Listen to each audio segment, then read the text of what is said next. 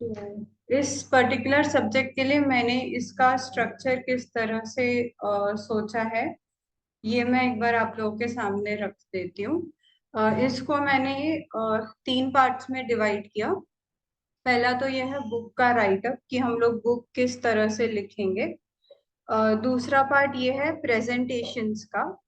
और तीसरा पार्ट है जो हम लोग वर्चुअली, मतलब एक रिटन प्रेजेंटेशंस पीपीटी के फॉर्म में, और एक प्रेजेंटेशन जिसे हम लोग दे रहे हैं, जिससे हमारा कंटेंट को लेके क्लियरिटी बढ़े। तो इसको लेके मैंने कुछ पार्ट्स प्रिपेयर किया, वो मैं आप लोगों के साथ एक बार शेयर करती हूँ। सबसे पहले बुक का कंटेंट किस तरह से हो सकता है, ये मैंने अपने थोड़े अंडरस्टैंडिंग के अकॉर्डिंग एक सैंपल बनाया है। आप लोगों को मेरा स्क्रीन दिख रहा है क्या?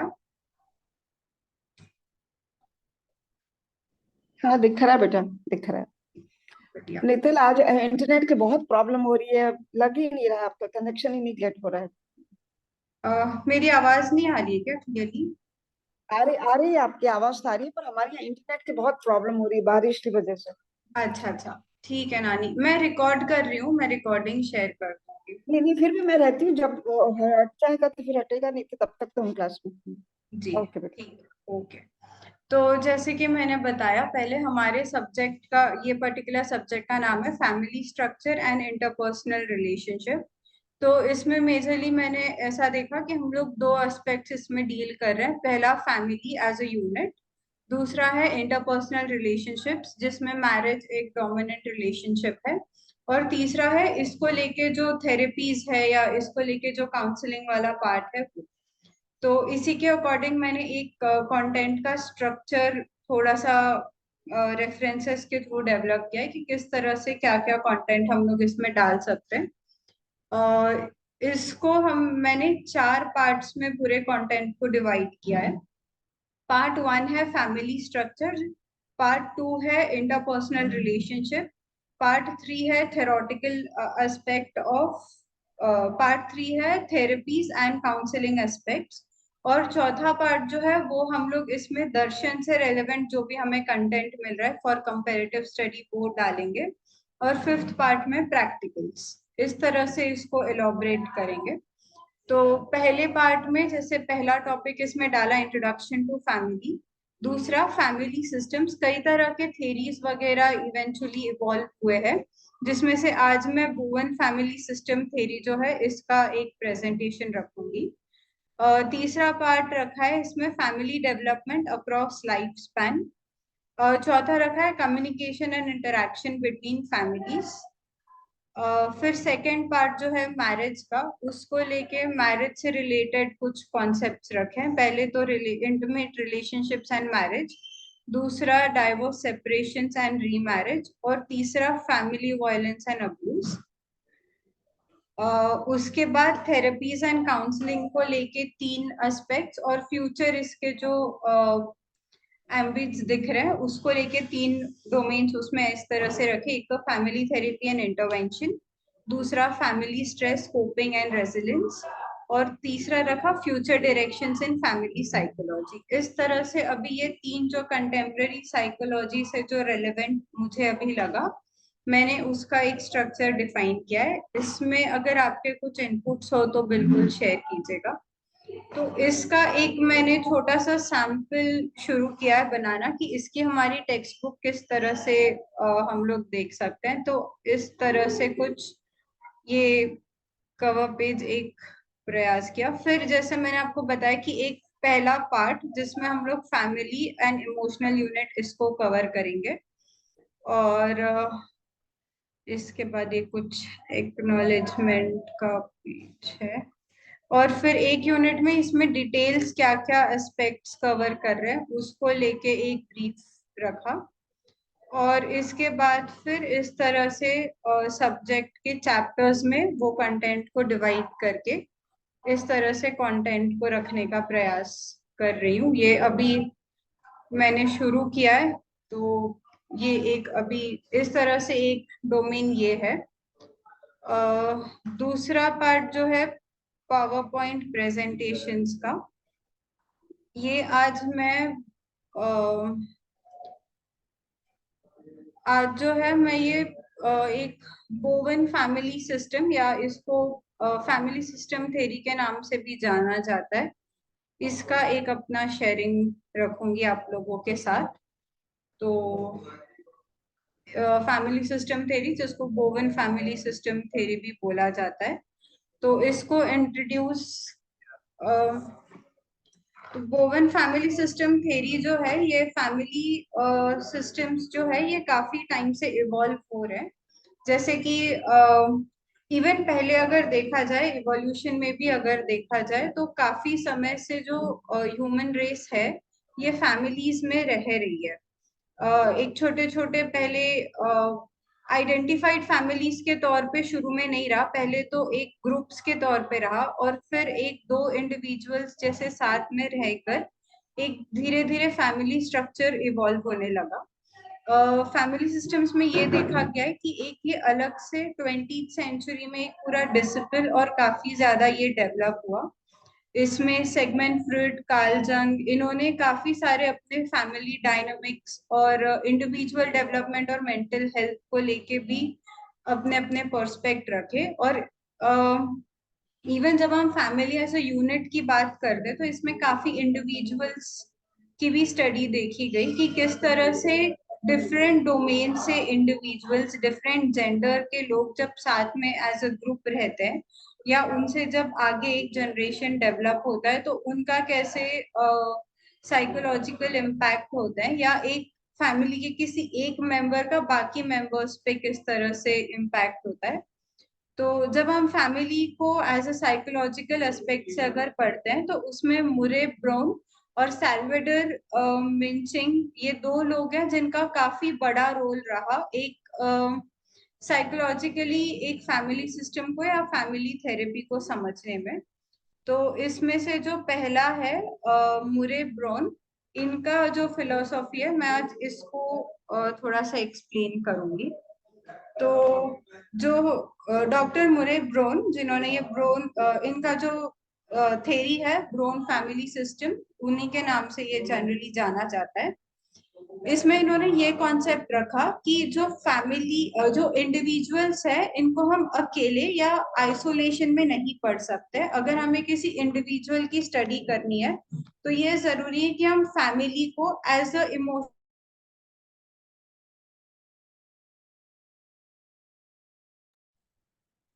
हेलो, आवाज आ रही है क्या मेरी? हाँ नेतल आ रही है अब। जी जी, ओके।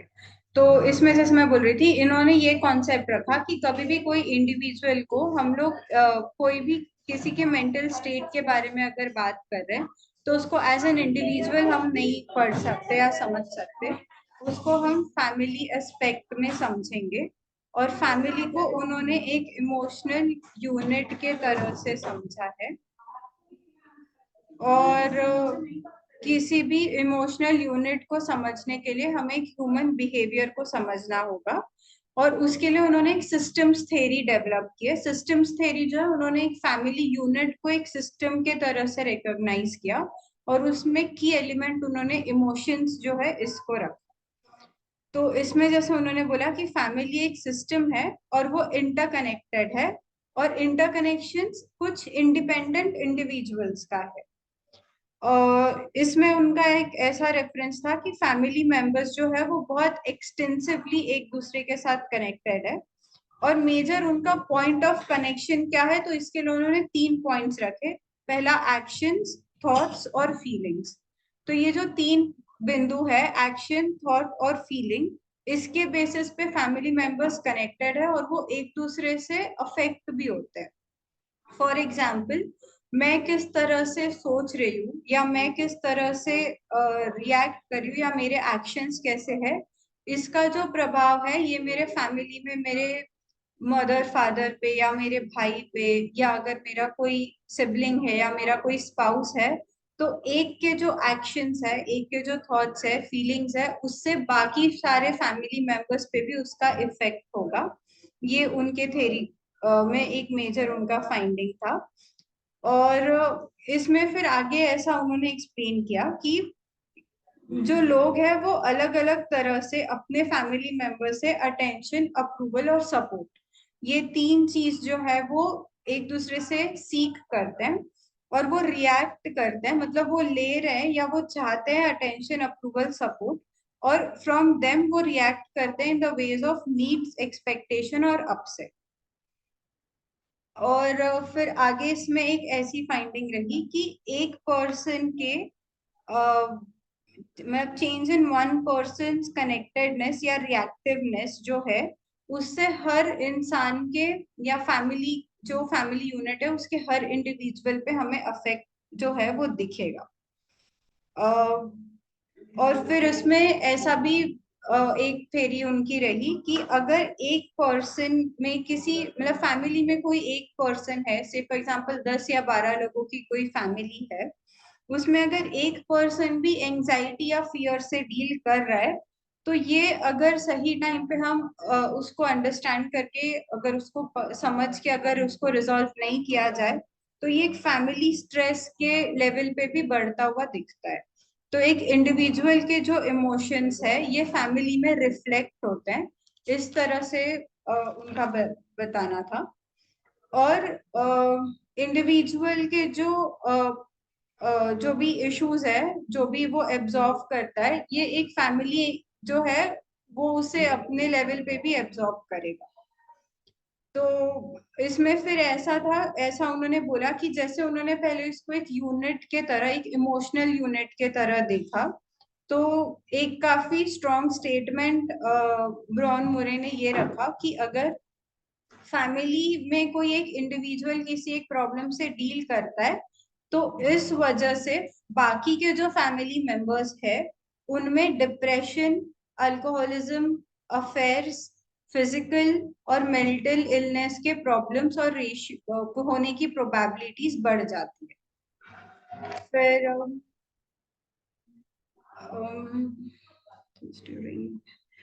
इसके बाद उन्होंने 8 कॉन्सेप्ट्स रखे हैं, जिसको उन्होंने ट्राइंगल फॉर्मेट में एक्सप्लेन किया है। इसका मैं एक पिक्टोग्राफिकल रिप्रेजेंटेशन भी शेयर करती हूँ। तो इसको ट्राइंगल इसीलिए उन्होंने चूज किया बिकॉज ट्राइंगल जो है ये सबसे मिनिमम क्लोज्ड फिगर जो है वो एक ट्राइंगल में बनता है।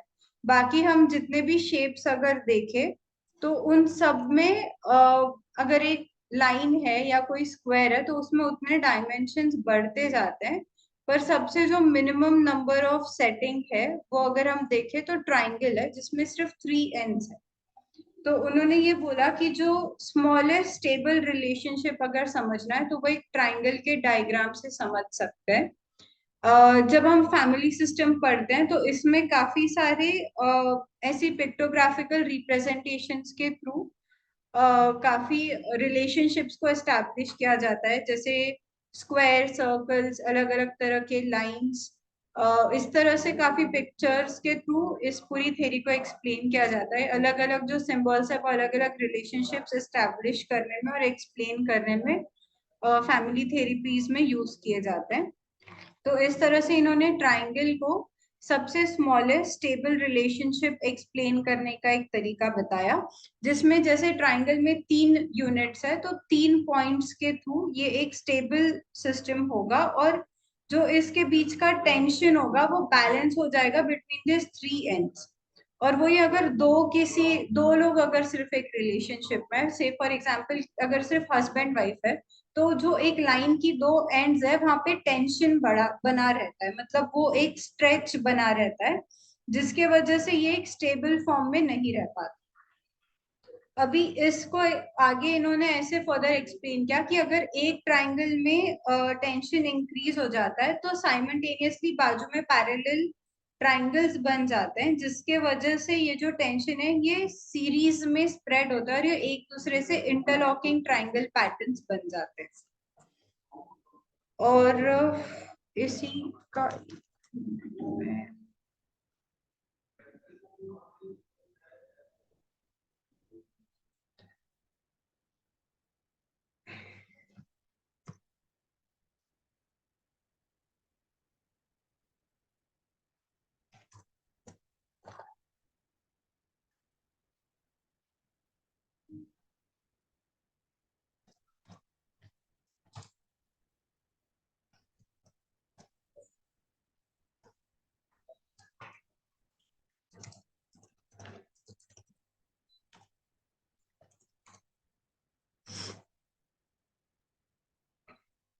जस्ट मिनट, मैं एक पिक्चर के थ्रू एक्सप्लेन करती हूँ ताकि समझ में आ जाए।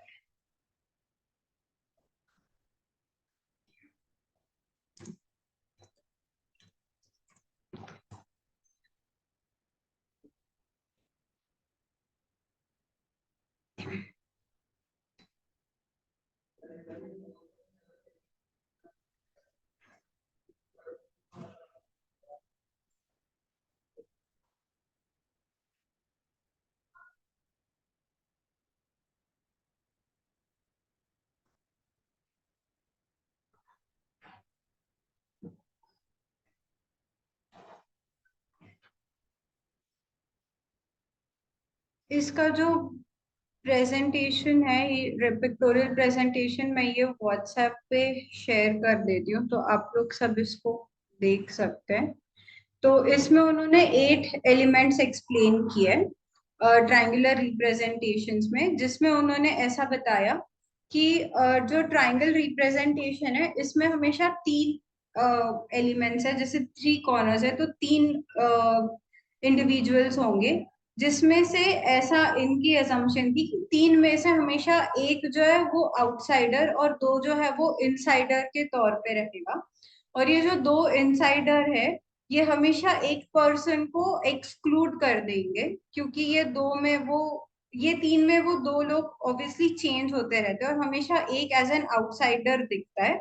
और ये जो आउटसाइडर है हमेशा 2 के पास में आने की कोशिश करेगा और वो हमेशा कुछ चेंज होता रहेगा, just because he seems himself in an uncomfortable position.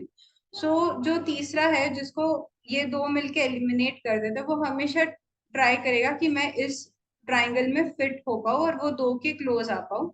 इसमें इनकी 3 लोगों की प्लेसिंग हमेशा चेंज होते रहती है। तो इनके जो 8 कॉन्सेप्ट्स है उसमें से सबसे पहला कॉन्सेप्ट है differentiation of self. Differentiation of self में ऐसा बताया कि मतलब मेजरली ये इस बारे में बात करता है कि हम अपने आप को अलग किस तरह से देख रहे हैं। तो डिफरेंशिएशन ऑफ सेल्फ में पहला पार्ट जो मेजर रोल प्ले करता है दैट इज जेनेटिक्स। जो बाय बर्थ मुझे अपने जीन्स में अपना एक आइडेंटिटी मिला है थ्रू माय जीन्स, वो एक फर्स्ट पार्ट हो गया about self differentiation of self. और इसमें आगे जाके चाइल्डहुड और अडोलेसेंस में मैं जो चीजें जो भी इंडिविजुअल सीख रहा है या जो भी उसमें इनहेरिट हो रहा है उसके थ्रू उसका एक सेल्फ डेवलप होता है, जो कि दर्शना दीदी ने भी उनके काफी क्लासेस में एक्सप्लेन किया कि किस तरह से एक सेल्फ की आइडेंटिटी बनती है और किस तरह से एक सेल्फ डेवलप होता है। और अगर सेल्फ डेवलप हो जाता है सही तरह से और अगर एक विद कॉन्फिडेंस अगर सेल्फ सही से डेवलप होता है तो ही और she is capable to stand for himself और हरसेल्फ। उसकी एक उस सेल्फ आइडेंटिटी बनती है और एक वो अपनी पर्सनैलिटी के साथ फिर रह पाता है। पर अगर पुअर डिफरेंशिएशन ऑफ सेल्फ हो, अगर किसी इंडिविजुअल में वो सेल्फ की आइडेंटिटी नहीं बन पाई during the adolescence and childhood, तो वो हमेशा दूसरों पे डिपेंडेंट होगा मेजरली 2 एस्पेक्ट्स पे। एक है एक्सेप्टेंस और अप्रूवल। जैसे हम लोग कई बार देखते हैं कि हम सब सीख कर रहे होते हैं कि कोई मुझे अच्छा बोल दे, कोई मुझे एक्सेप्ट कर ले।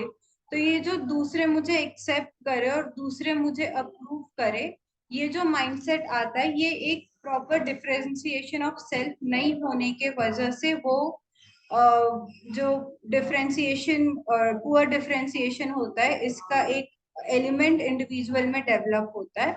और इस तरह के जो लोग हैं ये हमेशा दूसरों को सेटिस्फाई करना चाहते हैं या दूसरों को प्लीज करना चाहते हैं, और उसमें खुद में उनमें अपना एलिमेंट मिसिंग होता है, मतलब सेल्फ का मीनिंग या सेल्फ का रेजिलेंस उनमें मिसिंग होता है। ये उन्होंने पहला कैरेक्टरिस्टिक्स बताया। सेकेंड कॉन्सेप्ट बताया nuclear family system. Nuclear family system का उन्होंने मेजरली ड्रॉबैक 4 प्रॉब्लम्स में बताया कि अगर कोई न्यूक्लियर फैमिली सिस्टम्स है तो उसमें 4 एस्पेक्ट्स है जो जनरली प्रॉब्लम्स जो है वो इनिशिएट करता है। First is marital conflicts. Second बताया डिसफंक्शन इन वन स्पाउस। अगर कोई भी स्पाउस है जिसमें कुछ टाइप का डिसफंक्शन है या जो may be physically mentally fit नहीं है, तो उस वजह से न्यूक्लियर फैमिली में इश्यूज आते हैं।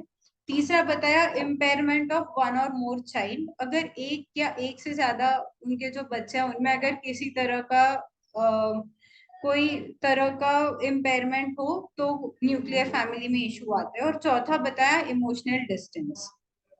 फिर तीसरा उनका कॉन्सेप्ट रहा फैमिली प्रोजेक्टिव प्रोसेस, जिसमें ये काफी यूनिक कॉन्सेप्ट है जो बोवन फैमिली थ्योरी में आया, जिसमें उन्होंने बोला कि पेरेंट्स अपने इमोशनल जो प्रॉब्लम्स है या इमोशनल इनसिक्योरिटीज है वो अपने चाइल्ड में ट्रांसमिट करते हैं।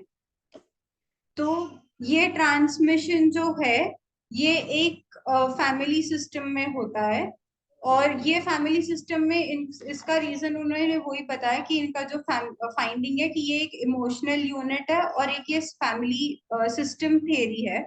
तो because they are an emotional unit, तो अगर कोई पेरेंट का कोई तरह का इमोशनल इशू है तो वो अपने बच्चों में भी इसको ट्रांसमिट करेगा।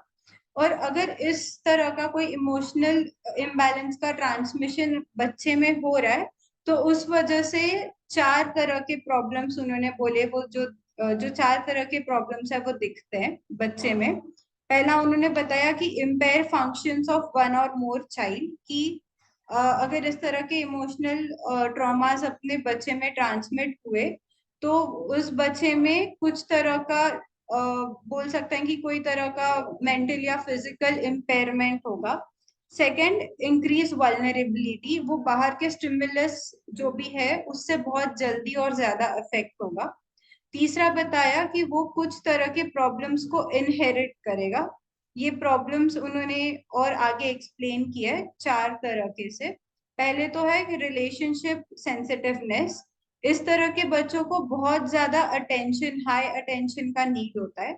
Second, difficulty in dealing with expectations, इस तरह से जो बच्चे हैं जिनमें इमोशनल जो लैक्यूनास है अगर वो पेरेंट्स से ट्रांसमिट हुए तो वो लोगों के एक्सपेक्टेशन से डील करने में उनको तकलीफ होती है। तीसरा, वो हर कंडीशंस में खुद को सेल्फ ब्लेम करते हैं, जिसको आजकल सेल्फ सैबोटाज के नाम से भी जाना जाता है। और चौथा है कि वो खुद को दूसरों की खुशियों के लिए भी responsible, feeling responsiveness of others happiness, ये तरह के उनमें एलिमेंट्स डेवलप होने लगते हैं। चौथा एलिमेंट जो इसमें बताया that is multi generational transmission process.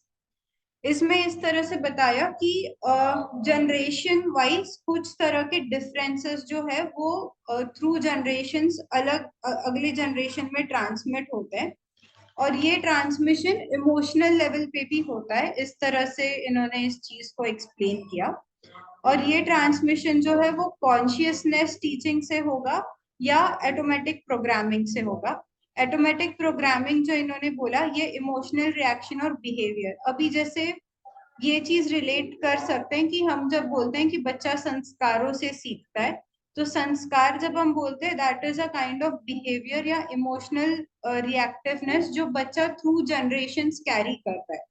तो हर जनरेशन में थोड़ा डिफरेंस है but there is some element which is being carried on in next generation. इस तरह के जो मल्टी जनरेशनल ट्रांसमिशन प्रोसेस है इसमें देखा जा सकता है। पांचवा एक इसमें एलिमेंट ऐसा रखा of emotional cut off. Emotional cut off जो है ये मेजरली जब हम किसी प्रॉब्लम को या कोई इमोशनल इशू को डील नहीं कर पाते हैं तो जनरली ये टेंडेंसी आजकल काफी ज्यादा बढ़ती हुई दिख रही है इस कमिंग जनरेशन में, कि खुद के अनरिजॉल्व इमोशनल इश्यूज को मैनेज करने के लिए हम अपने आप को पेरेंट्स से, सिबलिंग से, फैमिली से या कुछ कुछ लोग इवन सोसाइटी से खुद को कट ऑफ कर लेते हैं। तो इसको इन्होंने इस तरह से देखा कि कटिंग ऑफ से प्रॉब्लम्स तो रिड्यूस हो जाती है पर रिजॉल्व नहीं हो पाती है। तो this is not a solution when you opt for an emotional cut off. Sixth इस तरह से देखा सिबलिंग पोजिशनिंग।